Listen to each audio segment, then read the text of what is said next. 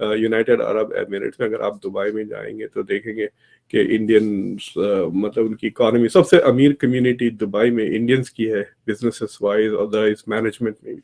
तो इंडिया का इन्फ्लुएंस बढ़ते जा, इंडिया इज रैपिडली अभी पांचवी या छठी बड़ी इकोनॉमी है दुनिया की, और चंद करीब it will become the third biggest economy है, आप उससे परे भी रह नहीं सकते। That is why I think India का इन्फ्लुएंस बढ़ते जाएगा। लेकिन आने वाले टाइम में मुझे लगता है कि इंडिया बहुत ज़्यादा तरक्की करेगा। अब दुबई में भी आप देखें, दुबई में भी चले जाएं तो वहाँ पे भी इंडिया के इतने लोग हैं। इंडिया, आई थिंक आधा इंडिया तो दुबई में ही है। तो उम्मीद यही है कि आने वाले वक्तों में इंडिया ही सुपर पावर होगा, क्योंकि वो आईटी में वो काफ़ी स्ट्रॉन्ग हो चुका है। इसके अलावा आप दूसरे शोबे भी देख लें उनके, मेडिकल के हवाले से भी इंडिया बहुत स्ट्रॉन्ग है। हर साल तकरीबन 5 लाख से ज़्यादा लोग वहाँ मेडिकल टूरिज्म के सिलसिले में भी आते हैं।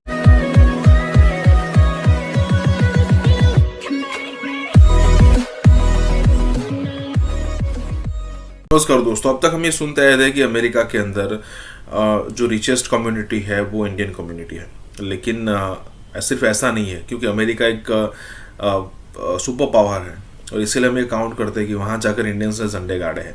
लेकिन अगर आप यहाँ पर दूसरी सिचुएशन देखो कि दुबई जैसी जो जगह है वहाँ पर भी अगर आप इंडियंस देखो तो बहुत बड़ी तादाद में है। कई सारे एरिया तो आपको इंडिया ही लगेंगे। उसके अलावा यहाँ पर एक और सिचुएशन है कि भाई वहाँ की जो इंडियन कम्युनिटी है ना वो सबसे अमीर कम्युनिटी में आती है। और आप ये भी कह सकते हो, पिछले दिनों तो मैंने पाकिस्तानी मीडिया में भी ये भी सुना था कि भाई यहाँ पर जो दुबई के अंदर जो पॉलिसी डिसीजंस होते हैं, मतलब कि जो बड़े बड़े डिसीजंस होते हैं, उसके पीछे इंडियन कम्युनिटी डेफिनेटली होती है, क्योंकि बहुत बड़ी तादाद में है। उसके अलावा बहुत बड़े बड़े बिजनेसमैन जो है वो दुबई में इंडियंस हैं।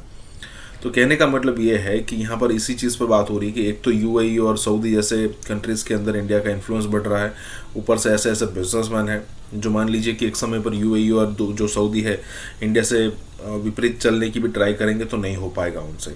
इसी के साथ ये वीडियो शुरू करते हैं।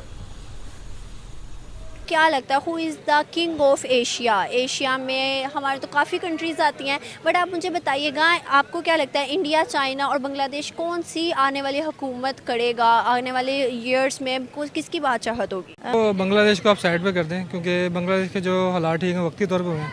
और जहाँ तक चाइना की बात है, चाइना अभी तो कह सकती हैं, लेकिन जो मुझे फ्यूचर नज़र आ रहा है, जिस तरह से इंडिया जिस तेज़ी से तरक्की कर रहा है, मुझे उम्मीद है कि आने वाले अगले कुछ 8-10 साल या 20 साल बाद जो होगा वो इंडिया बहुत स्ट्रॉन्ग हो जाएगा। और इसकी वजह यह है कि इंडिया में आप देखें वो हर चीज़ जो कंपनीज़ पहले चाइना में थी, अब वो आहिस्ता आहिस्ता इंडिया में शिफ्ट हो रही है और इंडिया उनको ऐसी फैसिलिटीज़ दे रहा है जिसकी वजह से कंपनी ना चाहते भी वहाँ अपने आप को शिफ्ट कर रही हैं। उसके अलावा इंडिया में लेबर बहुत सस्ती है। मैं ये बात नहीं कहूँगा कि वहाँ आबादी बहुत ज़्यादा, जो हर बात लोग कहते हैं, लेकिन ऐसा नहीं, लेकिन वहाँ पे इंडिया में लेबर बहुत ज़्यादा सस्ती है और वो बहुत ज़्यादा फैसिलिटेट कर रहे हैं। तो India is such a trusted partner for them कि वो समझते हैं कि वो उसको वाकई ही जो है वो मिडिल ईस्ट में रोल प्ले करना चाहिए। डायस्पोरा भी काफी इन्फ्लुएंशियल हो गई है मिडिल ईस्ट में। यूनाइटेड अरब एमिरेट्स में अगर आप दुबई में जाएंगे तो देखेंगे कि इंडियंस मतलब उनकी इकोनॉमी सबसे अमीर कम्युनिटी दुबई में इंडियंस की है, बिजनेसेस वाइज और अदरवाइज मैनेजमेंट में भी। तो इंडिया का इन्फ्लुएंस बढ़ते जा, इंडिया इज रैपिडली अभी पांचवी या छठी बड़ी इकोनॉमी है दुनिया की, और चंद करीब it will become the third biggest economy है, आप उससे परे भी रह नहीं सकते। So that is why I think India का इन्फ्लुएंस बढ़ते जाएगा। और इंडिया जो है वो सबसे बेस्ट है इस पॉइंट ऑफ व्यू से कि इंडिया जो है वो कर सकता है। इंडिया ने ऑलरेडी पहले भी बहुत उसकी, आप देखें, कंट्री पाकिस्तान से तो बेटर ही है। तो आपको क्या लगता है कि नहीं है, उन्होंने नहीं दी हैं जो इंडिया ने दी हैं। तो इंडिया ने कौन कौन सी अभी तक आपको लगता है कि फैसिलिटीज़ दी हैं? इंडिया ने जॉब की बहुत दी हैं, बहुत सारी लोगों को जॉब की भी हैं। उसके अलावा इंडिया जो है वो हमारे पाकिस्तान से और काफ़ी बेटर है। मुझे तो ये लगता है कि वो बेटर है।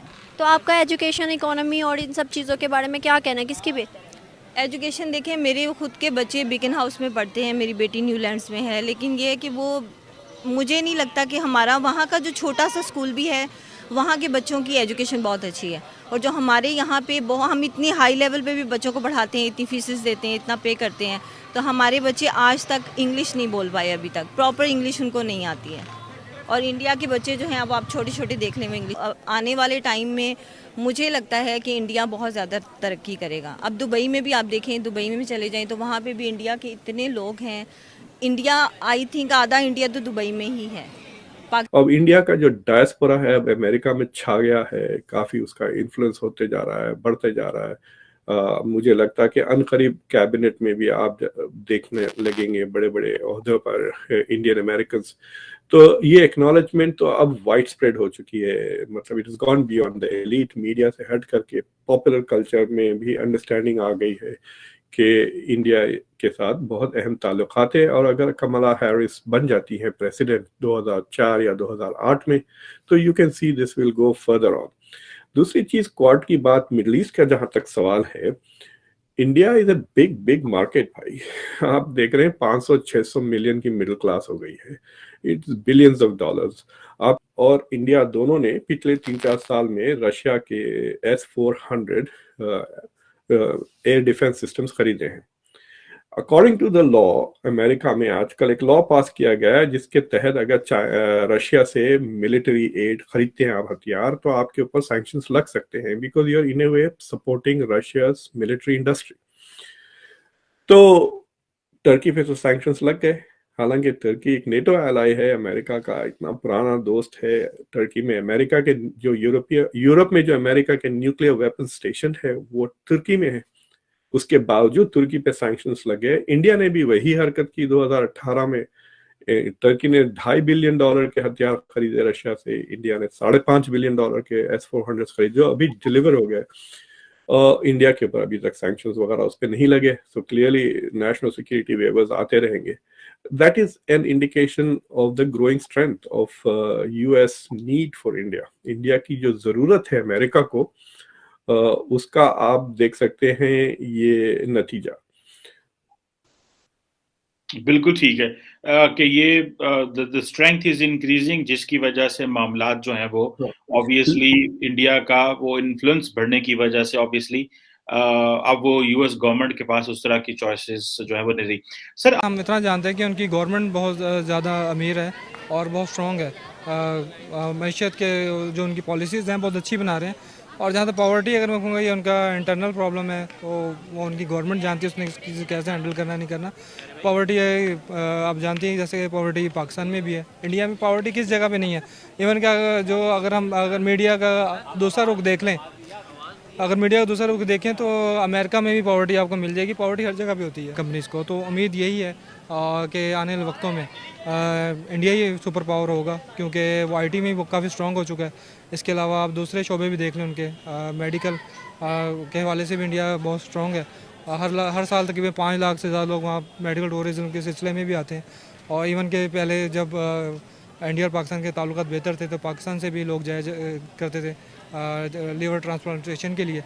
तो उम्मीद यही है कि इंडिया जो है चाइना को कड़ी टक्कर देने वाला है, और हो सकता है कि इंडिया ही फ्यूचर की। ये सिर्फ मीडिया है जो आपको एक तस्वीर का एक रुख दिखाता है, दूसरा रुख नहीं दिखाता। तो आपको क्या लगता है, आपने जैसे अभी बोला गवर्नमेंट का, तो गवर्नमेंट अभी तक जो इतने साल ईयर्स गुजर गए हैं, इंडिया की गवर्नमेंट ने कितने हद तक काम अपना सरंजाम अच्छे से दिया? देखिए, इंडिया के जो थिंक टैंक्स हैं वो बेशक वहाँ पे चेहरे बदलते रहते हैं, लेकिन उनके थिंक टैंक्स वही हैं। तो वहाँ पे अगर प्रोजेक्ट शुरू होता है तो अगली गवर्नमेंट भी उसी प्रोजेक्ट को कंटिन्यू करती है।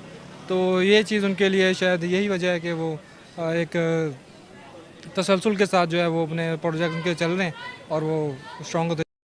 वहाँ पे इंडिया में जो है बच्चा छोटा सा हो, इंग्लिश में बहुत अच्छी बात करता है हमारे पाकिस्तान की निस्बत, और बहुत ज़्यादा मतलब उनकी ग्रूमिंग बहुत अच्छी हुई होती है। हमारे पाकिस्तान में स्कूल्स और टीचर्स इस तरह से नहीं है। ये तो मैं कहना चाह रही हूँ कि जब इंग्लिश की तरफ मूव कर रहे थे तो इसको क्यों वापस लेकर आए हैं, मतलब इसको ऑक्सफोर्ड से दोबारा पंजाब टेक्स्ट बुक बोर्ड की तरफ क्यों मूव किया? तो आपको नहीं लगता इकोनॉमी के लिहाज से कौन बेहतर है? इकोनॉमी के लिहाज से तो इंडिया ही बेहतर है, क्योंकि वो मूव ऑन कर रहे हैं और तेज़ी से कर रहे हैं। तकरीबन आप कहिए 2005 में जो बहुत ही अहम ईयर है इंडियन फॉरेन पॉलिसी के लिए, जो न्यूक्लियर डील अमेरिका के साथ हुई है, बेसिकली अमेरिका ने इंडिया के न्यूक्लियर प्रोग्राम को लेजिटिमाइज कर दिया इंटरनेशनली 2005 में। वो पराया स्टेटस खत्म हो गया। तो 2015 से लेकर अब तक अमेरिका इंडिया को बेसिकली नर्चर कर रहा है to become a major ally in Asia, खासतौर से पिवट टू एशिया के बाद से। लेकिन India is trying to take the advantage of it, but basically India wants to have a free lunch. It wants to eat but not pay the bill.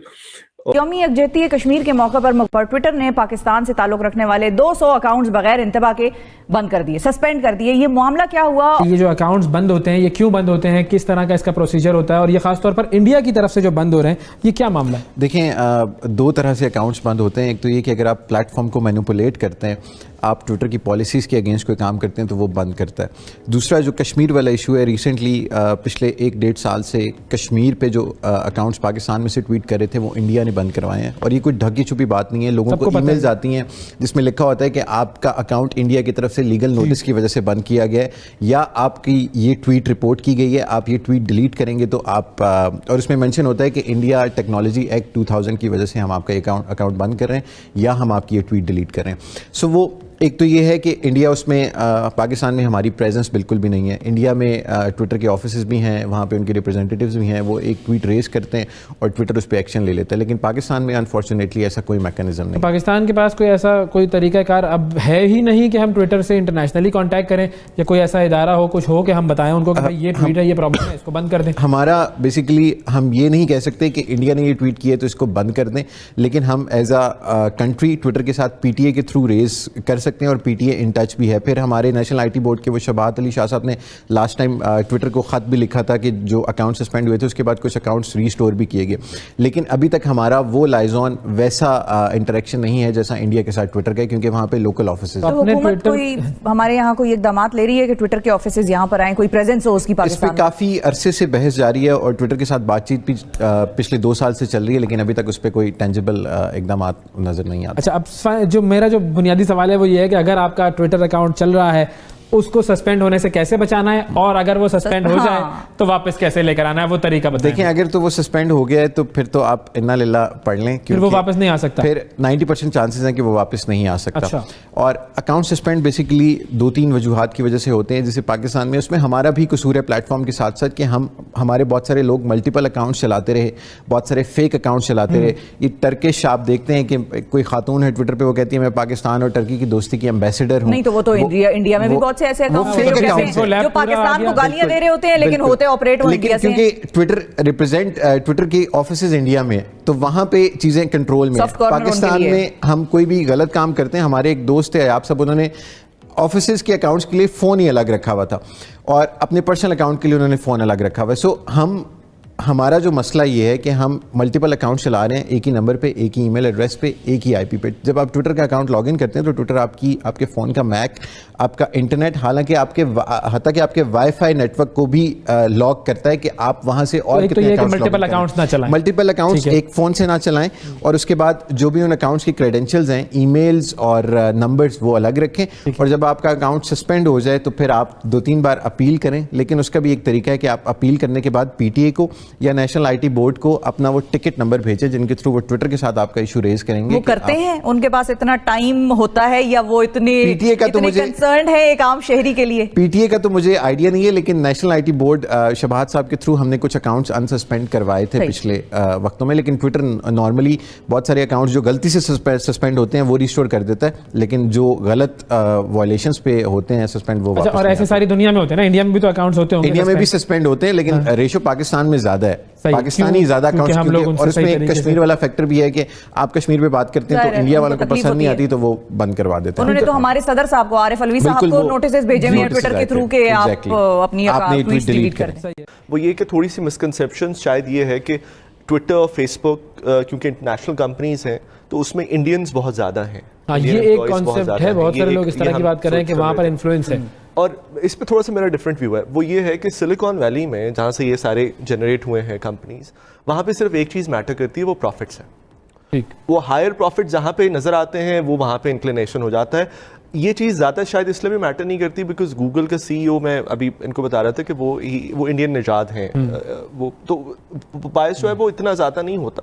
सबसे पहली बात तो ये है कि हमें थोड़ा सा ये समझना चाहिए कि हमारी मार्केट बहुत फ़र्क है। जो मार्केट डायनामिक्स हैं वो रूल करती हैं सोशल मीडिया कंपनीज पे, और पाकिस्तान में बहुत थोड़ा, शायद less than 1% of the Twitter's revenue Pakistan से जा रहा होगा। ठीक देखिए पैसे सिंपल सी बात है, पैसे जो है वो इंडिया की मार्केट से तो उनको बहुत सारे मिलेंगे, तो फिर तो बात सही हुई कि वो लोग ऐसा नहीं है कि बहुत कह रहे हैं कि हमें पाकिस्तानी मार्केट से उनका रेवेन्यू उनको यहाँ लाना चाहिए। ये सबसे इम्पोर्टेंट पॉइंट है। जब तक हम उनको स्टेक नहीं देंगे पाकिस्तान में, जब तक हम उनको इनकरेज नहीं करेंगे इस लेवल पे कि वो पाकिस्तान में आके अपना बिजनेस करें और एग्जिस्ट करें, स्टेक जो आई थिंक बहुत अच्छा वर्ड यूज किया है मतलब, वो स्टेक नहीं है उनका भी यहाँ पे। तो अगर ये जो हमारी हुकूमत कह रही है कि हम फेसबुक से और ट्विटर से बातचीत कर रहे हैं और उनके सामने ये मामला रखा है, उसका कोई असर नहीं होगा उस वक्त तक जब तक स्टेक्स ना हो। एक फॉर्मूला होता है उसको कैरेट एंड स्टिक कहते हैं। हाँ। हम सिर्फ स्टिक में बिलीव करते हैं फिलहाल।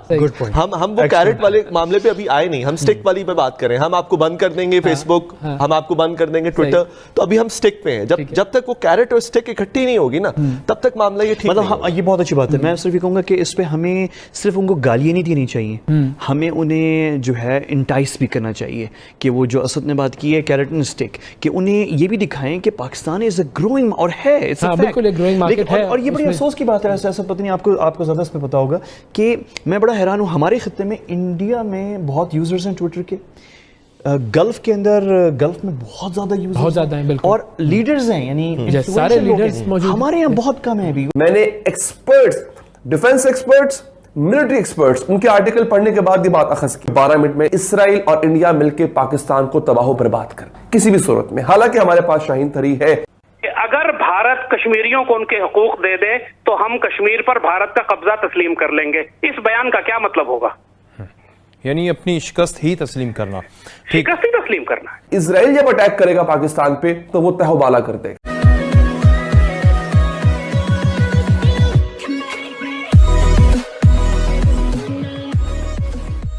नमस्कार दोस्तों, अब यहाँ पर पाकिस्तान के ऑप्शंस देखे जा रहे हैं कि भाई अगर मान लीजिए कि इजराइल को अगर हमें अटैक करना है, मतलब पाकिस्तान अगर इजराइल को अटैक करेगा, जिसकी बाउंड्री तकरीबन 3000 से 3200 किलोमीटर दूर पड़ती है, लेकिन फिर भी उसको अपना जो मिसाइल है वहाँ पर भेजना है, वो भूल जाते हैं। हालांकि यहाँ पर उसने काउंट भी किया है, लेकिन ये बात भी है कि अगर मान लीजिए कि आपने मिसाइल भेजा और उस मिसाइल को ट्रैवल करने में 12 मिनट लगेंगे, तो क्या इजराइल की सिस्टम ऐसी बैठी रहेगी? इजराइल की आवाज़ भी अच्छी खासी सिस्टम है, 2-3 मिनट में उसका भी जो एयर डिफेंस सिस्टम है वो एक्टिव हो जाएगा और बीच में ही आपकी जो भी, चाहे वो न्यूक्लियर मिसाइल हो चाहे नॉर्मल मिसाइल हो, किसी को भी यहाँ पर गिरा दिया जाएगा। और उसके बाद ये भी हो सकता है कि इजराइल और इंडिया मिलकर, क्योंकि इनिशिएटिव आपने लिया है तो फिर आपकी तो बजनी तय है, तो हो सकता है कि उसके बाद इंडिया और इजराइल मिलकर दोनों तरफ से आप पर हमला करें और आपके पास उस समय पर ऑप्शन नहीं होगा बचने का। अब भाई साहब, इस टाइप के सिनारियो सोचने की ज़रूरत ही क्या है, मुझे ये समझ में नहीं आती। और ख़ास करके ये कोई मीडिया हाउस वाले भाई साहब नहीं है, मतलब ये एंकर है, लेकिन ये खुद का कंटेंट बनाते हैं, खुद यूट्यूबर है, कुछ नॉलेजेबल वीडियोस बनाए तो समझ में भी आए। पाकिस्तान में हमेशा एक डिलेमा रहा है कि इस टाइप की सिचुएशन अगर क्रिएट, मतलब अलग से मज़ा आता है उनको इस टाइप की सिचुएशन को डिस्कस करने में। इसी के साथ ये वीडियो शुरू करते हैं। मैंने experts, defence experts, military experts, उनके आर्टिकल पढ़ने के बाद ये बात अखज़ की है। हमारा जो शाहीन 3 है उसकी रेंज है 3000 से 3500 किलोमीटर, तो वो पहुंचेगा इजराइल। हम जो इस्तेमाल करेंगे शाहीन 3 को वो इस्तेमाल करेंगे बलूचिस्तान से। समझ आई बात आपको? क्योंकि अगर हम बलूचिस्तान में फिट करते हैं अपना शाहीन 3 तो वो बड़ी आसानी से इजराइल पहुंच जाएगा। इजराइल और पाकिस्तान का फासला है 3200 किलोमीटर, दरमियान में 3-4 मुल्क भी आते हैं। अच्छा, ये जितने भी मुल्क आते हैं तमाम इजराइल के खिलाफ हैं, ये पहुंच जाएगा। लेकिन इन 12 मिनटों के अंदर होगा ये नाजरीन ये कि इजराइल 2 काम करेगा। पहले ये कि इजराइल की जो मुसाद है, उसकी जो इंटेलिजेंस एजेंसी है, वो पाकिस्तान में भी बड़ी डीप रोटेड है, उसकी इंटेलिजेंस पाकिस्तान में भी है। वो पहले ही पता लगा लेगी कि पाकिस्तान कोई ऐसी न्यूक्लियर जो है ना वो हमला करने जा रहा है, एटमी हमला करने जा रहा है इसराइल पे। तो होगा ये कि इससे पहले पाकिस्तान हमला शुरू करे, इसराइल पहले हमला करके हमारी जो न्यूक्लियर फैसिलिटी है, जो हमारे एटम बम जहां पे हमने रखे हुए, जहां से हमने लॉन्च करने हैं, वो तबाह कर देगा। एक दूसरा ये, खुदा ना खास्ता, ये मैं उनका मौक़िफ़ बता रहा हूं जो समझते हैं कि पाकिस्तान ये जंग नहीं जीत सकता। अच्छा, दूसरा काम ये होगा कि हमने मिसाइल फर्ज करने छोड़ दिया, हम मिसाइल को लॉन्च करने में कामयाब हो गए, 12 मिनट लगेंगे उसको पहुंचने में। एग्जैक्ट 3 से 4 मिनट के अंदर अंदर जो इजराइल का मिसाइल डिफेंस सिस्टम है वो एक्टिव हो जाएगा। आयरन डूम के नाम से उसका नाम है आयरन डूम। वो एक्टिव हो जाएगा। वो जैसे ही एक्टिव होगा नाजरीन, वो मिसाइल को रास्ते में ही तबाह कर देगा, हमारे मिसाइल को रास्ते में ही तबाह कर देगा। यह दलील पेश की जाती है और फिर कहा जाता है कि उसके बाद इजराइल जब अटैक करेगा पाकिस्तान पे तो वो तहवाला कर देगा। यह दलील उनकी तरफ से पेश की जा रही है नाज़रीन, जो ये समझते हैं कि पाकिस्तान इजराइल पे अटैक नहीं कर सकता किसी भी सूरत में। हालांकि हमारे पास शाहीन 3 है जो 12 मिनट में इजराइल पहुंच सकता है एटमी हथियार लेकर, लेकिन पाकिस्तान में ऐसा करने की जुर्रत नहीं है, क्योंकि इस्राइल जब इसका जवाब देगा तो बदले में इस्राइल और इंडिया मिलकर पाकिस्तान को तबाह बर्बाद कर देंगे। और पाकिस्तान अगर ऐसा करने की कोशिश करता है या कर जाता है तो हमारे हमसाये में बैठा हुआ मुल्क भारत वो इस मौके का फायदा कैसे उठाएगा। 3 दिन से रमजान मुबारक के बाबरकत महीने में हो रहा है ये होना और ये होना चाहिए जो मुस्लिम उम्मा कर रही है फलस्तीनियों के साथ। देखिए हसन, जो मिडल ईस्ट की पॉलिटिक्स पर नजर रखता है उसके लिए ये कोई हैरानी की बात नहीं है। ये पिछले 1-1.5-2 साल से आप ये बात सुन रहे हैं कि ये मिडल ईस्ट के लिए एक न्यू ग्रेट डील की बात कर रहे हैं। एक नया सौदा हुआ है मिडल ईस्ट पर, जिसमें इसराइल को तस्लीम करने के लिए तमाम अरब ममालिक हत्ता के पाकिस्तान पर भी शदीद दबाव डाला जा रहा है, और जिसके नतीजे में इसराइल से सिफारती ताल्लुकात इन मुल्कों के कायम कराए जाएंगे, और उसके जवाब में ये तमाम ममालिक इनको फाइनेंशियल इकोनॉमिक बेनिफिट्स दिए जाएंगे और ये फलस्तीन पर खामोश हो जाएंगे। और मस्जिद अक्सा और उसके बाद मशरकी जेरूशलम, बैतुल मक़दस शरीफ का मशरकी हिस्सा जहाँ पे मुसलमान आबाद हैं, उस तमाम इलाकों के अंदर इसराइलियों को, यहूदियों को आबाद किया जाएगा, चूंकि आने वाले वक्त में बैतुल मक़दस शरीफ को इसराइल अपना दारुल हुकूमत बनाना चाहता है। It's all part of this huge game. मुसलमान हुक्मरान शामिल हैं इसके अंदर। ये जो यके बाद दीगरे अचानक बैठे बिठाए तमाम मुसलमान ममालिक ने इसराइल से ताल्लुकात कायम कर लिए हैं, ये हादसाती तो नहीं है। इसके नतीजे में कुछ बेनिफिट्स मिल रहे हैं। इसके नतीजे में मस्जिद अक्सा को फरोख्त किया गया।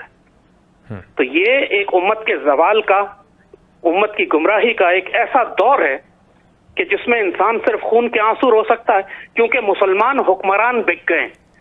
अगर मस्जिद अक्सा गिरना शुरू हो गई, मस्जिद अक्सा पे यहूदी काबिज हो गए, फलस्तीनियों को बैतुल मक़दस शरीफ से निकाल दिया गया, जो कि अगले 4-5 साल में इन्होंने करना ही है। यही टाइमलाइन है, हम उसमें दाखिल हो चुके हैं। आपने अगर इनके टेंपल माउंट के ऊपर जिसे ये कहते हैं, वो जगह जहां मस्जिद अक्सा बनी है, इन्होंने उसका नाम टेंपल माउंट रखा हुआ है। अगर यहाँ पे मस्जिद अक्सा खड़ी रही तो इनका एजेंडा कभी मुकम्मल नहीं हो सकता। इन्होंने मस्जिद अक्सा को गिराना है, उससे पहले मस्जिद अक्सा के मुहाफिजीन को कत्ल करना है। ठीक सर, ये इस वक्त आपके आंखों के सामने हो रहा है। और सर ये उस वक्त ये अब ज्यादा इसमें शिद्दत इसलिए आई है कि 2020 का एक पूरा जो पैच गुजरा, आहिस्ता आहिस्ता सारे अरब ममालिक ने इसराइल को एक्सेप्ट करना शुरू किया। सऊदी अरब इस वक्त पेंडिंग के ऊपर है। आपसे हमने बड़ी दफा ये सवाल किया, इस वाक़े के बाद आपको लगता है कि मजीद ममालिक अब नहीं करेंगे एक्सेप्ट, क्योंकि मस्जिद अक्सा के ऊपर बाज़ाब्ता तौर पर हमला किया गया 3 दिन से? सर ये जो हमला किया गया है, मैं सख्त बात करने लगा हूं, अरब हुक्मरानों की मर्जी से किया गया है। करना चाहें तो सब कुछ कर सकते हैं। हम करना चाहें तो कोई ताकत नहीं है हमें रोकने वाली। हम बड़े ताकतवर मुसलमान मुल्क हैं अगर करना चाहें तो, लेकिन हम करना नहीं चाहते। बात यही है। अभी जो बुलाया गया था, मैं मानने को तैयार नहीं हूं ये बात कि जो पाकिस्तान को बुलाया गया था अभी सऊदी अरब, वहां पर इसराइल को तस्लीम करने की बात ना की गई हो। अगर भारत कश्मीरियों को उनके हकूक दे दे तो हम कश्मीर पर भारत का कब्जा तस्लीम कर लेंगे, इस बयान का क्या मतलब होगा? यानी अपनी शिकस्त ही तस्लीम करना। शिकस्त ही तस्लीम करना। पाकिस्तानी कल्चर है क्या? We were part of a subcontinent, you know, we share. अब तो बॉर्डर्स आ गए हैं, but we were India, right?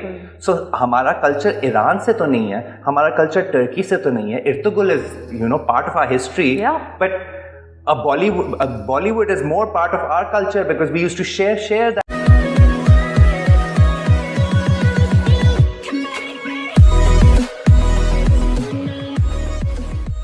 नमस्कार दोस्तों, अब यहाँ पर बात हो रही है कि हमारा जो भी कल्चर है ना, वो इंडियन कल्चर है, ये हमें एक्सेप्ट करना चाहिए। मैं ये चीज़ें कई बार बोल चुका हूँ कि पाकिस्तान के अंदर आइडेंटिटी क्राइसिस है। आइडेंटिटी क्राइसिस मतलब कि वो खुद को रिलेट नहीं कर पा रहे कि उनके पूर्वज कौन थे, उनकी आइडेंटिटी क्या थी। अब उनको पता है, वैसे तो रिलेट करना मतलब उनको पूरा पता है कि ये जो आज का पाकिस्तान है वो पहले इंडिया हुआ करता था और यहाँ पर पहले मेजोरिटी हिंदू ही हुआ करते थे।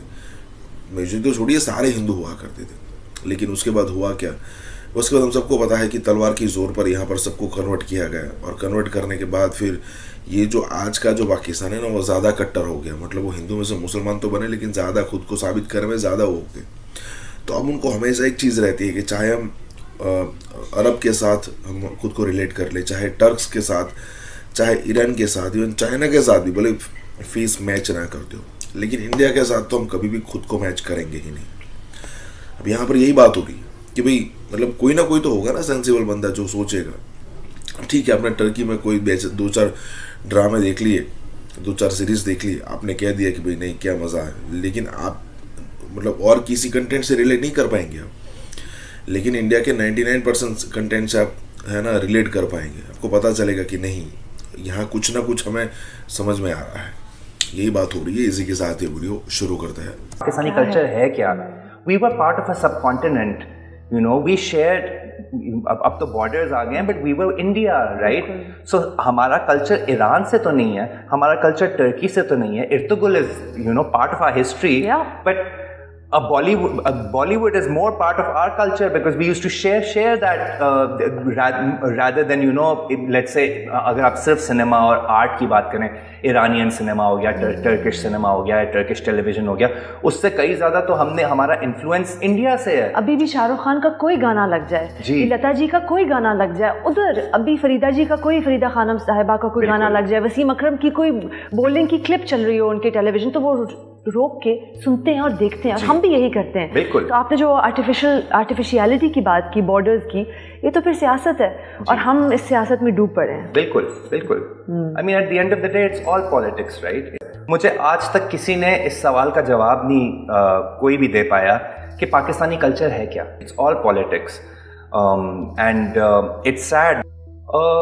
इससे पहले तो मैं एक छोटी सी और बात करूंगा कि आपने बिल्कुल, जो हम पॉलिटिक्स की बात कर रहे हैं एंड हाउ मतलब जो एक रिलीजन को एज अ टूल यूज किया जा रहा है rather than, you know, a tool of enlightenment and of love and of, you know, of peace and of progression and education, of coexistence। हम बहुत नेगेटिव कौम हैं अनफॉर्चुनेटली। हम थ्राइव करते हैं लोगों की बुराइयों पे, ना कि उनकी अच्छाइयों पे। It's one of the reasons why I think हमारी इंडस्ट्री को रिस्पेक्ट नहीं दी जाती। आप इंडिया को देख लें, किस तरह आर्ट को कल्टिवेट किया जाता है। मैं इंडिविजुअल्स की बात नहीं कर रहा हूँ, एक्टर्स आई एम श्योर बहुत रिस्पेक्ट दी जाती है उन्हें, लेकिन एज अ क्राफ्ट आप जब लोगों को बताते हैं ना कि जी मैं एक एक्टर हूँ या मैं एंटरटेनमेंट इंडस्ट्री से ताल्लुक़ रखता हूँ, तो उनकी शक्ल पे, माथे पे शिकन आ जाती है। कल्चर है क्या? मुझे हमारे अंदर इस्लामाइजेशन थोड़ी आई है, एंड आई से दिस बिकॉज हमने इस्लाम को वेपनाइज कर दिया है, और हमने इस्लाम को वेपनाइज किसके खिलाफ किया है? सॉफ्ट टारगेट्स के खिलाफ किया है। सो नरेंद्र मोदी जो है, he knows himself, his country, his power, military, political, economic, and he also know the Chinese military, political and economic power। देखिए रशिया, इंडिया, चाइना, ये जो तीनों हैं सीरियस नेशंस हैं, वो एससीओ से बाहर निकलना। भारत की सब सुनते हैं, और ये बड़ी एक ओपन सीक्रेट है कि भारत की बात सारे कंट्रीज, पूरी दुनिया की कंट्रीज इसलिए सुनती हैं कि भारत पैसे रखता है, भारत के पास पैसे। मैन पावर जो है वो इंडिया के पास है। इसके ऊपर चाइना ने पिछले दिनों बहुत जबरदस्त तबसरा किया।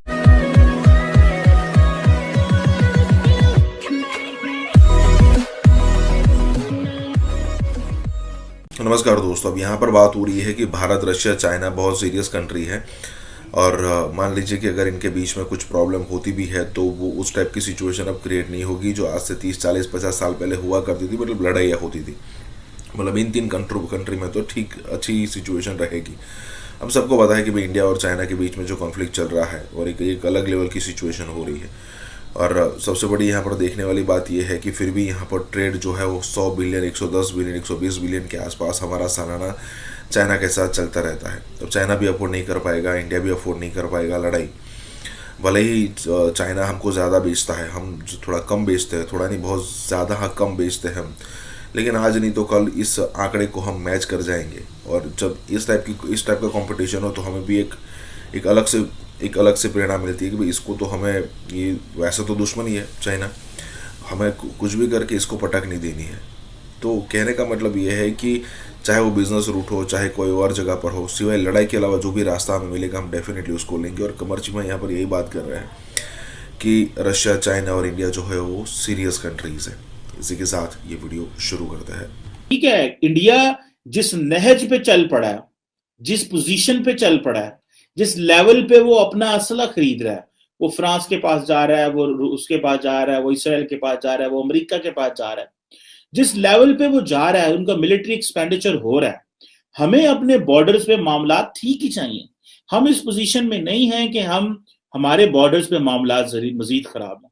हमने देखा 40 साल अफगानिस्तान में क्या हुआ, और इंडियंस बेवकूफ नहीं है, वो कभी भी नरेंद्र मोदी शी जिनपिंग के साथ मिलिटरली इंगेज नहीं होंगे। सो नरेंद्र मोदी जो है, he knows himself, his country, his power, military, political, economic, and he also know the Chinese military, political and economic power. So he's not going to get engaged with the Chinese. वो Chinese के साथ इस तरह engage नहीं होंगे। हाँ, नरेंद्र मोदी ये समझते हैं कि हम जो रूस पे इन्वेस्टमेंट कर रहे हैं उसका फायदा उठाएं, लेकिन वो चाइनीज के साथ मामलात खराब करके अपनी जो ग्रोथ है, स्टेबिलिटी है, और जो 75 साल नॉन अलाइंड रह के वो जो डिविडेंड्स थे वो नहीं वजाया करना चाहते, बिकॉज उनको पता है इन्हीं डिविडेंड्स का हमें फायदा होना। सो ये जो समिट आ रहा है, इसी समिट है रेडी, रशिया, इंडिया, चाइना की जो समिट है, ये summit basically it's a breakthrough. ये वो ब्रेक थ्रू है जो इंडिया को मिल रहा है, और ये रशिया ब्रेक थ्रू करा रहा है। लेकिन अमेरिकन इससे बड़े परेशान है, और अमेरिकन समझते थे कि जितनी इंडिया और चाइना के मामलात आपस में खराब रहेंगे वो हमारे लिए ठीक है। अब ये है कि जारी बात है, भले एससीओ का प्लेटफॉर्म हो, आरआईसी का प्लेटफॉर्म हो, ये देखिए इन्होंने अपना प्लेटफॉर्म अलग बना लिया, because they are serious nations. देखिए रशिया, इंडिया, चाइना, ये जो तीनों हैं सीरियस नेशंस हैं। वो एससीओ से बाहर निकल आए हैं। उनको पता है कि शंघाई कोऑपरेशन ठीक है, हमारा एक मल्टीलैटरल प्लेटफॉर्म जरूर मौजूद है जो कि इंडियंस एंड जो रशियंस और चाइनीज ने डेवलप किया, लेकिन वो समझते हैं कि हमें अपना जो एक सेपरेट इंडिपेंडेंट प्लेटफॉर्म चाहिए। भारत की सब सुनते हैं, और ये बड़ी एक ओपन सीक्रेट है कि भारत की बात सारे कंट्रीज, पूरी दुनिया की कंट्रीज इसलिए सुनती हैं कि भारत पैसे रखता है, भारत के पास पैसा है, उनको भारत से बिजनेस मिलता है, वो भारत के साथ बात करते हैं तो उनको मालूम होता है कि कोई ना कोई चीज, कोई ना कोई प्रोडक्ट जो है वो हमारे यहाँ की बिक जाएगी, या फिर ये कि भारत के यहाँ से कोई ना कोई ऐसा आएगा जो एजुकेशन में बहुत हाईली एजुकेटेड होगा और कुछ ना कुछ काबिल होगा, जिसको हम अपने सीईओ लगा देंगे। हमारे यहाँ तो काबिलियत नाम की कोई चीज फिलहाल तो हमें नजर आई नहीं है। थोड़ी बहुत जो थी एक आदमी, तो वो बाहर चले गए और पाकिस्तान के लिए जाहिर है काम नहीं कर रहे, बाहर ही हैं, और इसी किसी और कंट्री में यानी वो अपनी सर्विसेज दे रहे हैं, क्योंकि यहाँ पर आपने ऐसा कोई मौका या ऐसा कोई अपॉर्चुनिटी रखी ही नहीं कि कोई यहाँ पर रुकना चाहे। लेकिन इकोनॉमी के लिए भी आपको, अगर कब तक आपको मतलब आप लोगों को खाने की आदत पड़ गई है, फ्री में बैठे बैठे आप लोगों को आदत सी हो गई है कि आप लोग लोन लेते हैं और उसके बाद उसी से गुजारा करते हैं। इमरान खान साहब शायद दुनिया के पहले प्राइम मिनिस्टर हैं जिन्होंने लोन अदा करने के लिए, यानी लोन की जो पैसे हैं वो वापस करने के लिए मजीद लोन्स जो है वो ले लिए हैं सारी दुनिया से। ये क्यों हो रहा है? ये इसलिए हो रहा है कि गुजरात से जो सड़क गवादर तक आएगी, उस सड़क के साथ अगर इंडियन इन्फ्लुएंस आ जाता है तो वो सड़क बिल्कुल वैसे ही हो जाएगी जैसे कारगिल की 2 चोटियों पे पाकिस्तानी कारगिल में जाके बैठे थे तो सियाचिन का रास्ता रुक गया था, और वो यूं उसके निशाने पे आए। तो हम सब पूरी सी पैक निशाने पे आ जाएगी। तो सी पैक अगर निशाने पे आ गया तो इसका मतलब यह है कि आप किसी भी दिन उस पीस टाइम पीरियड को वॉर टाइम में तब्दील। लेकिन रशिया के पास एक लिवरेज बड़ी जबरदस्त आई है, और वो ये लिवरेज है कि वो continuously they will be in power, they will continuously make it happen कि वो अपना इन्फ्लुएंस जो है वो बरकरार रखने की कोशिश करेंगे। अमेरिकन इंडिया पे इन्वेस्टमेंट करना चाहते हैं। ये जो रिसेंट यूएस का डिफेंस बिल आया है इंडो पैसिफिक के ऊपर, उसमें जो इंपॉर्टेंट चीज वो ये थी कि अमेरिकन चाहते हैं कि हम इंडो पैसिफिक में इन्वेस्टमेंट करें, लेकिन इंडिया उनको वो साथ नहीं दे रहा जो वो साथ मांगते हैं उनसे। अभी अमेरिकन को प्रॉब्लम यह है कि वो समझते हैं कि चीन एक नेक्स्ट लेवल का एक एनिमी उनको मिल गया। पाकिस्तान जो है, क्या वो चाइना को रोक सकता है कि वो इंडिया के साथ इसमें ना इंगेज हो? सवाल ही पैदा नहीं होता। हम कैसे उनको रोक सकते हैं? लेकिन अगर पाकिस्तान अमेरिका के डेमोक्रेटिक समिट में नहीं जाता तो चाइनीज जो है वो नारे मारते हैं, और चाइनीज जो है वो अपना, उनके जो फॉरेन ऑफिस के लोग हैं वो ट्वीट करते हैं और कहते हैं हमारी बड़ी अच्छी दोस्ती है। हाँ, थोड़ा अर्सा पहले जो एक नेशनल सिक्योरिटी एडवाइजर की हुई थी, समिट हुई थी, उसमें पाकिस्तान नहीं गया था, चाइनीज भी नहीं गए थे, लेकिन दोनों ने रीजन अलग-अलग बताई थी। सो हमें इस चीज को समझना ये है कि इंडिया चाइना की अगर बर्फ पिघलती है तो उससे पाकिस्तान को फायदा होगा कि पाकिस्तान को नुकसान हो। अब सऊदी अरेबिया के स्टूडेंट्स छोटी उम्र से ही रामायण और महाभारत की स्टडी किया करेंगे। जो टेक्स्ट बुक्स में है वो ये जो रामायणा और महाभारत है इसको ऐड किया है। ममालिक इसी तरह पाकिस्तान बल्कि उनसे कहीं बहुत ज़्यादा आगे बढ़कर सऊदी अरब को एक लीडर तस्वुर करता है, एक मुस्लिम उम्मा का एक सिंबल तस्वुर करता है। और इस्लाम में शिर्क बहुत बड़ा गुनाह है, तो मुसलमानों को लग रहा है कि भाई एक बहुत बड़ा गुनाह जो हमारे पास है, फिर वापस क्यों इसको अरब में लाया जा रहा है। और ये कहना छोड़ दिया कि हम मजलूम हैं और दूसरा जालिम। उन्होंने कहा सब बराबर है।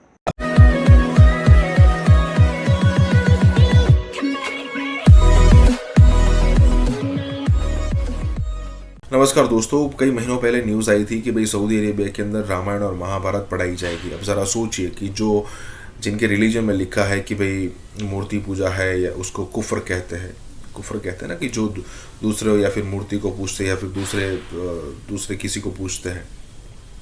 अब यहाँ पर यही हिंदुओं का टेक्स्ट जो है वो पढ़ाया जाएगा इन सऊदी अरेबिया, और हो सकता है कि आने वाले 10-15 सालों के अंदर पूरे अरब वर्ल्ड के अंदर ये सारी चीज़ें पढ़ाई जाए। अब देखिए, ज़रूरी नहीं है कि आप फॉलो करें, ज़रूरी है कि आप जाने किसी के बारे में। ये पाकिस्तान जो जब कभी भी प्रोपोगेंडा चलाता है कि इंडिया के अंदर ये होता है, इंडिया के अंदर वो होता है, तो ये दुनिया की जिम्मेदारी है कि पाकिस्तान पर भरोसा ना करके यहाँ पर फैक्ट चेक किया जाए कि आखिरकार सिचुएशन है क्या। अब देखिए, यहाँ पर सऊदी के अंदर ये किया जा रहा है, ये वो सऊदी है जहाँ पर वहाबी विचारधारा चलती थी, आज भी चलती है, लेकिन उसमें इतना झुकाव आ चुका है, इतनी नरमी आ चुकी है कि दूसरे रिलीजन को भी यहाँ पर एक्सेप्ट किया जा रहा है। लेकिन पाकिस्तान में ये चीज़ एक्सेप्ट नहीं होती। इसी के साथ ही वीडियो शुरू करते हैं। कहते हैं अगर किसी कौम या नेशन को तरक्की की दौड़ में आगे ले जाना हो तो उसके एजुकेशन सिस्टम को चेंज कर दो। सऊदी अरब ने अब एक ऐसा ही फैसला किया है कि अपनी जनरेशन्स में सेकुलर और लिबरल सोच पैदा करने के लिए एक बड़ा स्टेप ले लिया है। सऊदी अरब ने अपनी टेक्स्ट बुक्स और करिकुलम में महाभारत और रामायण को शामिल कर लिया है। ये है सऊदी अरब का विजन 2030। अब सऊदी अरेबिया के स्टूडेंट्स छोटी उम्र से ही रामायण और महाभारत की स्टडी किया करेंगे। उन्होंने अपने एजुकेशन सिस्टम की ओवरऑलिंग का फैसला कर लिया है। उन्होंने जो भारत की हवाले से अगर देखा जाए कि भारत में जैसे कि उन्होंने अपने जो टेक्स्ट बुक्स में है वो ये जो रामायणा और महाभारत है इसको ऐड किया है, और बच्चों को ये भी पढ़ाया जाएगा और उनको जो कल्चरल नॉलेज है वो दिया जाएगा, और उनको दुनिया के बाकी मज़ाहब का और ममालिक का जो रिलीजियस वैल्यूज हैं वो भी पढ़ाई जाएंगी। तो it's no more just a Wahhabi brand of Islam जो उनको पढ़ाया जाएगा और उनको इसी के इर्द गिर्द रखा जाएगा। एक तो उनको वहाबी ब्रांड ऑफ इस्लाम नहीं पढ़ाया जाएगा, इसके अलावा जो मुसलमानों के जो बाकी फिके थे या जो उनकी जो बाकी हैं जैसे शिया हैं उनके बारे में जो बात होती थी, गलत बात होती थी, या जो सूफीज थे उनके बारे में जो गलत बात होती थी, वो भी सऊदी अरब ने टेक्स्ट बुक से हटा दिया। इससे पहले आपको याद ही होगा कि दुबई के स्कूल्स और कॉलेजेस के करिकुलम और टेक्स्ट बुक्स में भी ये चेंज लाया गया था। अब रिलीजन स्टडीज़ की सिर्फ एक ही किताब पढ़ाई जाया करेगी। इससे पहले मज़हब पर मबनी कई एक किताबें करिकुलम में शामिल थीं, लेकिन अब उन तमाम किताबों को ख़त्म करके सिर्फ एक इंक्लूसिव बुक इसमें शामिल की गई है, जिसमें वो तमाम रिलीजन्स, तमाम कल्चर्स दुनिया के और लैंग्वेजेस के मुतालिक मटीरियल शामिल है। मैंने देखा इस सिलसिले में एक Twitter user, social media user, उन्होंने भी कुछ लिखा हुआ था, एक पोस्ट की थी और उन्होंने कहा था कि सऊदी अरब का नया विजन 2030 और एक निसाब, एक करिकुलम, एक ऐसा फ्यूचर बनाने में हेल्पफुल होगा जो लिबरल और प्रोग्रेसिव हो। इस सिलसिले में जो समाजी उलूम की किताब है उसमें उन्होंने कहा कि उनके बेटे के स्कूल के एक एग्ज़ाम का जो है स्क्रीनशॉट शेयर कराया। उन्होंने कहा कि हिंदू मज़हब, बुद्धमत, रामायण, कर्मा, महाभारत और धर्म के तस्वुरात और तारीख शामिल किए गए हैं और साथ में उन्होंने ये भी कहा कि इससे मुझे भी हेल्प मिल रही है ये स्टडी करने में, कि उन्होंने भी स्टडी करना शुरू किया और उनको भी हेल्प मिल रही है। और मुसलमान इस चीज़ को लेकर थोड़ा सा नाराज़ हैं। नाराज़ इसलिए हैं क्योंकि 23 साल तक प्रॉफेट मोहम्मद सल्लल्लाहु अलैहि वसल्लम ने मेहनत की, कोशिश की मोनोथीज़म यानी तौहीद को कायम करने के लिए और शिर्क के खात्मे के लिए, और इस्लाम में शिर्क बहुत बड़ा गुनाह है। तो मुसलमानों को लग रहा है कि भाई एक बहुत बड़ा गुनाह जो हमारे पास है, फिर वापस क्यों इसको अरब में लाया जा रहा है। मैंने भी कंपैरेटिव रिलीजियस स्टडी तकरीबन 10 साल पहले मैंने पढ़ा था, आज भी मुझे गायत्री मंत्र संस्कृत में याद है और ऐसी बहुत सारी चीज़ें हमने पढ़ी थी इस नाहिए से और इस एंगल से कि हम इसको पढ़कर उन तक जाकर जो इस्लाम और दूसरे मज़ाहिब जो हैं जैसे क्रिश्चियनिटी, हिंदुज़म वगैरह हो गया, इनके और हमारे दरमियान में जो कॉमन चीज़ें हैं इसको उभारा जाए, इसके ऊपर बात की जाए और उनके और हमारे बीच में जो कॉमन चीज़ है वो तौहीद ही है, मोनोथीज़म ही है। मोहम्मद बिन सलमान ने कहा जाता है कि ये तब्दीली लाने के लिए काफ़ी ज़्यादा अपोजिशन को सहा है, यानी काफ़ी उनके खिलाफ हो गए लोग, क्योंकि सेंचुरी से जो एक सिस्टम चल रहा है जाहिर है कि उसको चेंज करना इतना आसान तो नहीं है, उसके लिए उनको अपोजिशन बर्दाश्त करना पड़ी और वो, लेकिन वो ये जानते हैं कि जाहिर है कि वो इस अथॉरिटी में हैं कि जब वो कोई कानून नाफिज कर देंगे फिर बेशक कोई उनके जितना मर्जी खिलाफ हो उसको वो लॉ मानना पड़ेगा, उसकी कोई फिर खिलाफ वर्जी नहीं कर सकता। यही वजह है कि वो फैसला सादर कर देते हैं और उसको नाफिज भी कर देते हैं। कि पहले सऊदी अरब की जो बुक्स थी उसमें जो कुछ ऐसे चैप्टर्स थे जिसमें पढ़ाया जाता था कि जो यहूदी हैं वो दुनिया को कंट्रोल करते हैं और वो इस दुनिया पर उन्होंने काबू पा लिया है और वो इसलिए कंट्रोल करते हैं कि हम सबको काबू पर कर सकें। अब ये मटीरियल ख़त्म कर दिया गया। इसके अलावा शहादत और जिहाद पर मबनी भी कुछ बहुत सारा मवाद मौजूद था उन बुक्स में, लेकिन उस मवाद को भी, वो चैप्टर भी अब ख़त्म कर दिया गया है। ये बात करना बहुत आसान है लेकिन ये करना बहुत ही मुश्किल है। इसकी वजह यह है कि सऊदी अरब दुनिया का इस्लाम और मुसलमानों के हवाले से लीडर समझा जाता है। जब मुस्लिम उम्मा का तस्वर आता है तो हम ये कहते हैं कि हर बात में मुसलमान सऊदी अरब की जानिब देखते हैं। अगर कोई मसला बड़ा दरपेश हो जाए तो हम फ़ैसला वहाँ से लेते हैं। अगर कोई फतवा लगाना हो किसी चीज़ पे, किसी ने ये कर दिया तो हम फैसला वहाँ से आता है। तो वहाँ पर एक ऐसे मुल्क में जो कि जिसका सारा दारोमदार, जिसका तमाम जो काम चलता है वो मज़हब के गिर्द घूमता था, वहाँ पर ऐसी चेंजेस लाना एक बहुत बड़ा फ़ैसला था, लेकिन ये फ़ैसला ले लिया गया। जहन में अब ये आ रही है कि पाकिस्तान, जो कि जिस तरह मैंने बताया कि जिस तरह बाकी मुस्लिम ममालिक, इसी तरह पाकिस्तान बल्कि उनसे कहीं बहुत ज़्यादा आगे बढ़कर सऊदी अरब को एक लीडर तस्वुर करता है, एक मुस्लिम उम्मा का एक सिंबल तस्वुर करता है और उनकी तरफ बहुत देखता है। हम उनके कल्चर, उनकी लैंग्वेज, उनकी ज़ुबान, उनका जो भी रहन सहन है उसको बहुत ज़्यादा कॉपी करने की कोशिश करते हैं। जबकि उन्होंने ये चेंजेस कर ली हैं, तो क्या इस सिलसिले में भी यहाँ पर उन्हीं की पैरवी की जाएगी? फॉर एग्जाम्पल बताता हूँ आपको कि जो मैं देख रहा था कि जो ह्यूमन राइट्स वॉच है उसने ये कहा कि जब 2020-21 का और 19-20 का उन्होंने करिकुलम जो है सऊदी अरब का स्टडी करने की कोशिश की, तो उन्होंने कहा कि जो सऊदी अरब के करिकुलम में जो सबसे बड़ा प्रॉब्लम था वो ये था कि वो जो शियाज और जो सूफी प्रैक्टिसेस थी उनको वो काफराना प्रैक्टिसेस जो वो करार देते थे और कहते थे कि ये उसको स्टिग्मेटाइज करते थे और अन इस्लामी कहते थे और मना कर देते थे। तो एक तो उन्होंने वो भी वहां से हटाई हैं और अब उन्होंने उसको और तरीके से प्रेजेंट करने की कोशिश की है।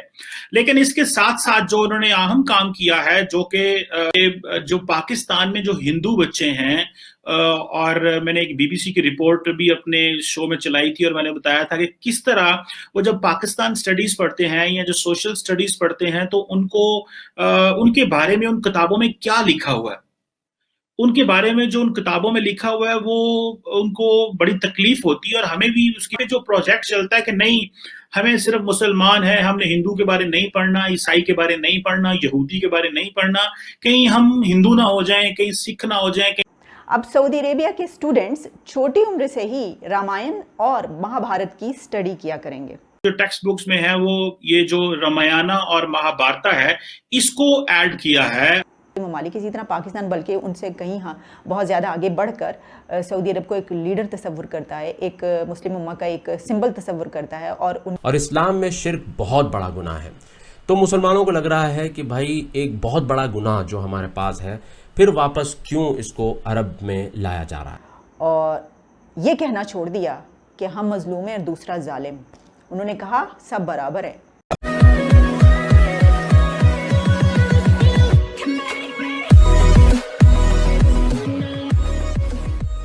नमस्कार दोस्तों, कई महीनों पहले न्यूज़ आई थी कि भाई सऊदी अरेबिया के अंदर रामायण और महाभारत पढ़ाई जाएगी। अब ज़रा सोचिए कि जो जिनके रिलीजन में लिखा है कि भाई मूर्ति पूजा है या उसको कुफ्र कहते हैं ना, कि जो दूसरे या फिर मूर्ति को पूजते हैं या फिर दूसरे किसी को पूजते हैं। अब यहाँ पर यही हिंदुओं का टेक्स्ट जो है वो पढ़ाया जाएगा इन सऊदी अरेबिया, और हो सकता है कि आने वाले 10-15 सालों के अंदर पूरे अरब वर्ल्ड के अंदर ये सारी चीज़ें पढ़ाई जाए। अब देखिए, ज़रूरी नहीं है कि आप फॉलो करें, ज़रूरी है कि आप जानें किसी के बारे में। ये पाकिस्तान जब कभी भी प्रोपोगेंडा चलाता है कि इंडिया के अंदर ये होता है, इंडिया के अंदर वो होता है, तो ये दुनिया की जिम्मेदारी है कि पाकिस्तान पर भरोसा ना करके यहाँ पर फैक्ट चेक किया जाए कि आखिरकार सिचुएशन है क्या। अब देखिए, यहाँ पर सऊदी के अंदर ये किया जा रहा है, ये वो सऊदी है जहाँ पर वहाँ भी विचारधारा चलती थी, आज भी चलती है, लेकिन उसमें इतना झुकाव आ चुका है, इतनी नरमी आ चुकी है कि दूसरे रिलीजन को भी यहाँ पर एक्सेप्ट किया जा रहा है। लेकिन पाकिस्तान में ये चीज़ एक्सेप्ट नहीं होती। इसी के साथ ही वीडियो शुरू करते हैं।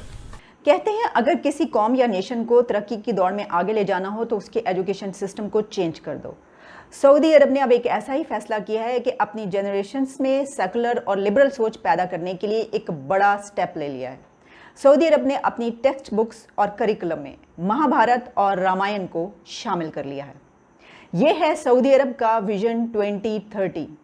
अब सऊदी अरेबिया के स्टूडेंट्स छोटी उम्र से ही रामायण और महाभारत की स्टडी किया करेंगे।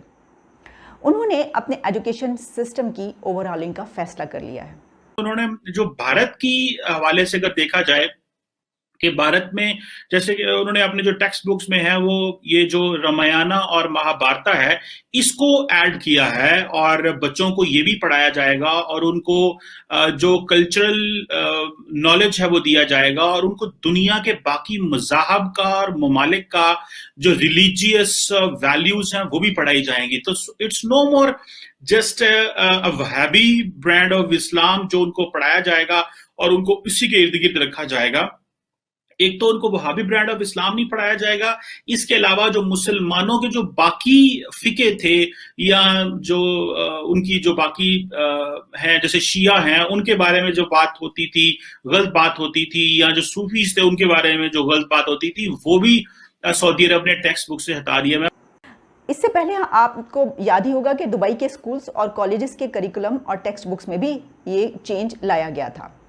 अब रिलीजन स्टडीज़ की सिर्फ एक ही किताब पढ़ाई जाया करेगी। इससे पहले मज़हब पर मबनी कई एक किताबें करिकुलम में शामिल थीं, लेकिन अब उन तमाम किताबों को ख़त्म करके सिर्फ एक इंक्लूसिव बुक इसमें शामिल की गई है, जिसमें वो तमाम रिलीजन्स, तमाम कल्चर्स, दुनिया के और लैंग्वेजेस के मुतालिक मटीरियल शामिल है।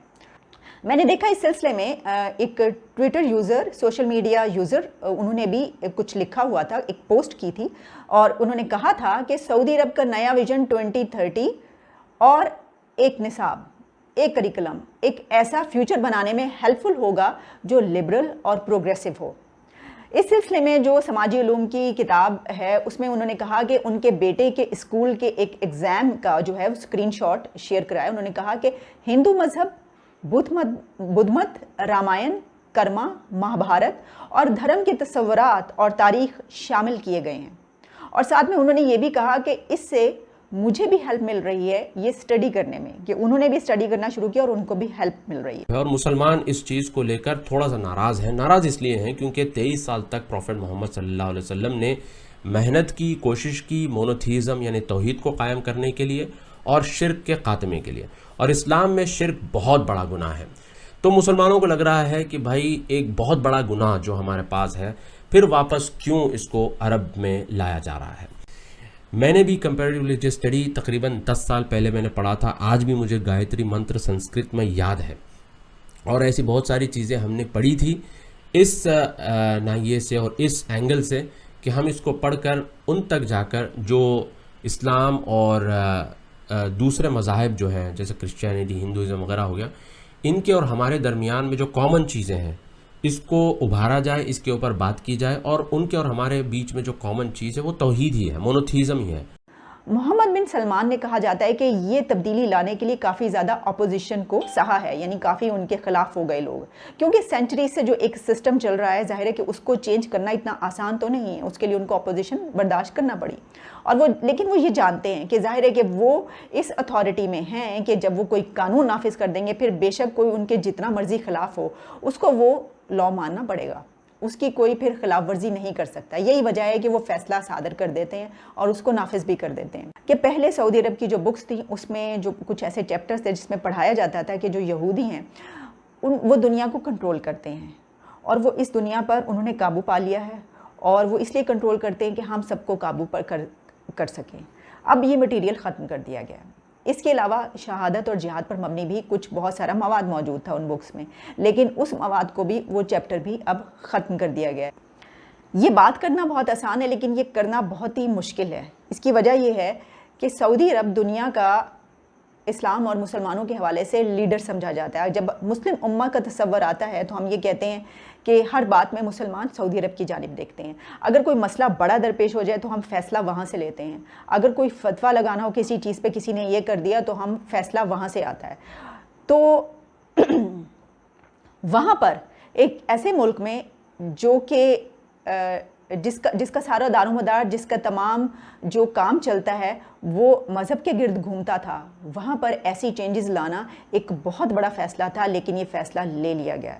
जहन में अब ये आ रही है कि पाकिस्तान, जो कि जिस तरह मैंने बताया कि जिस तरह बाकी मुस्लिम ममालिक, इसी तरह पाकिस्तान बल्कि उनसे कहीं बहुत ज़्यादा आगे बढ़कर सऊदी अरब को एक लीडर तस्वुर करता है, एक मुस्लिम उम्मा का एक सिंबल तस्वुर करता है, और उनकी तरफ बहुत देखता है। हम उनके कल्चर, उनकी लैंग्वेज, उनकी ज़ुबान, उनका जो भी रहन सहन है उसको बहुत ज़्यादा कॉपी करने की कोशिश करते हैं। जबकि उन्होंने ये चेंजेस कर ली हैं, तो क्या इस सिलसिले में भी यहाँ पर उन्हीं की पैरवी की जाएगी? फॉर एग्जाम्पल बताता हूँ आपको कि जो मैं देख रहा था कि जो ह्यूमन राइट्स वॉच है उसने ये कहा कि जब 2020-21 का और 19-20 का उन्होंने करिकुलम जो है सऊदी अरब का स्टडी करने की कोशिश की, तो उन्होंने कहा कि जो सऊदी अरब के करिकुलम में जो सबसे बड़ा प्रॉब्लम था वो ये था कि वो जो शियाज और जो सूफी प्रैक्टिसेस थी उनको वो काफराना प्रैक्टिसेस जो वो करार देते थे, और कहते थे कि ये उसको स्टिग्मेटाइज करते थे और अन इस्लामी कहते थे और मना कर देते थे।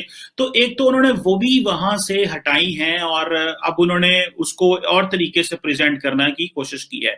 लेकिन इसके साथ साथ जो उन्होंने अहम काम किया है, जो कि जो पाकिस्तान में जो हिंदू बच्चे हैं, और मैंने एक बीबीसी की रिपोर्ट भी अपने शो में चलाई थी और मैंने बताया था कि किस तरह वो जब पाकिस्तान स्टडीज पढ़ते हैं या जो सोशल स्टडीज पढ़ते हैं तो उनको उनके बारे में उन किताबों में क्या लिखा हुआ है, उनके बारे में जो उन किताबों में लिखा हुआ है वो उनको बड़ी तकलीफ होती है। और हमें भी उसके जो प्रोजेक्ट चलता है कि नहीं, हमें सिर्फ मुसलमान है, हमने हिंदू के बारे नहीं पढ़ना, ईसाई के बारे नहीं पढ़ना, यहूदी के बारे नहीं पढ़ना, कहीं हम हिंदू ना हो जाएं, कहीं सिख ना हो जाएं,